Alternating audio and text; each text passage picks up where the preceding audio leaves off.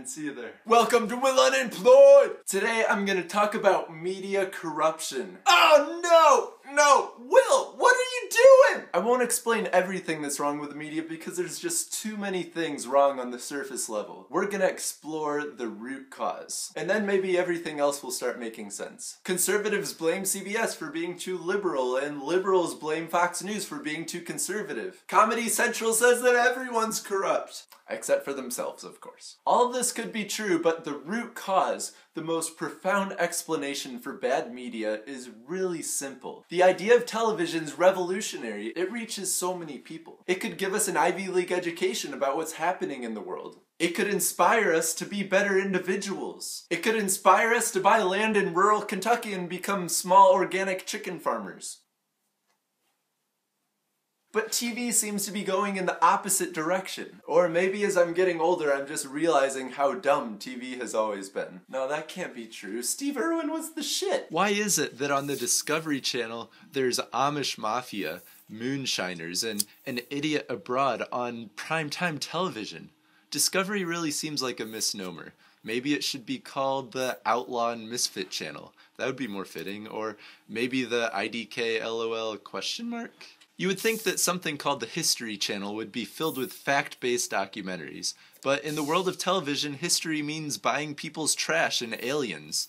Why is it that on the History Channel there's only shows about the least relevant things to history and things that are entirely false? Okay, I won't get into the politics of news media, but the last month has been really telling. All that's been on TV is the disappearance of Flight 370. Sure, it's a good story, but it stopped being news after the first day. News stations have turned it into a really crappy commentary of a really crappy TV show. Why is this happening? I think the root cause of corrupt media is that it all comes down to competition. The most competitive media gets the most viewers, and more viewers means more money. Let's say we have two TV stations. On the bottom we have Scumbag Media Corporation. They only care about money, and they get money by getting the most views. And they don't really care if the news is accurate or educational as long as they're getting money. On the top we have Good Guy Media Corporation. They only show real news, what's most relevant to our lives and most relevant to the world. So let's do a little experiment and see how competitive they are against each other. Let's say on the first day, Good Guy Media does a show on increasing rates of extinction. And Scumbag Media does a show about President Obama taking a selfie. Good Guy Media thinks extinction's really important and that more people need to be talking about it. And Scumbag Media knows that Obama plus selfie equals priceless, and it would bring them a lot of money. See, not very many people want to watch a show that will make them feel bad about themselves. Obama taking a selfie is much more entertaining and lighthearted. So let's move on to Wednesday. Scumbag Media decides to cover Miley Cyrus twerking again.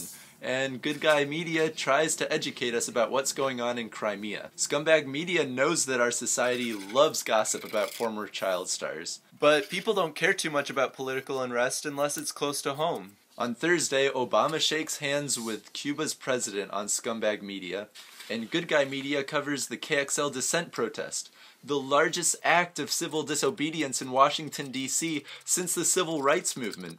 But people like scandals, even when it's not a scandal. Trashy news stories seem to run all over the most important stories, even if these important stories are more likely to go down in future history books.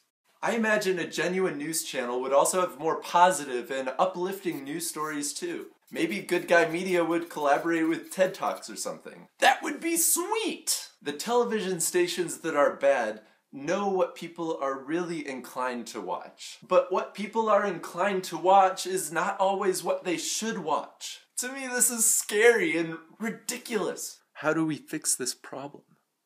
TV, like all industries, is driven by money. The whole world is run by money, and that doesn't really seem to be changing anytime soon. I really hope that our media follows in the footsteps of our changing food system.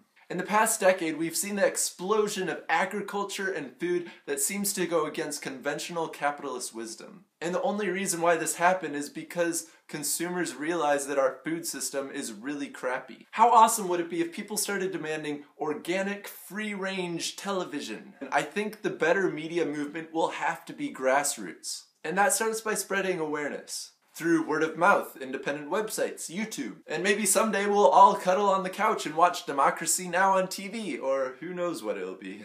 Calle Trece, the Puerto Rican rap four, and in the decades since, they have become one of the most... They're also one of the most controversial. We need to start a serious intellectual conversation about where we get our information from. And then we can turn our attention from media driven by money and support media that's driven by quality content. When money is the primary motivational factor, things get fucked up.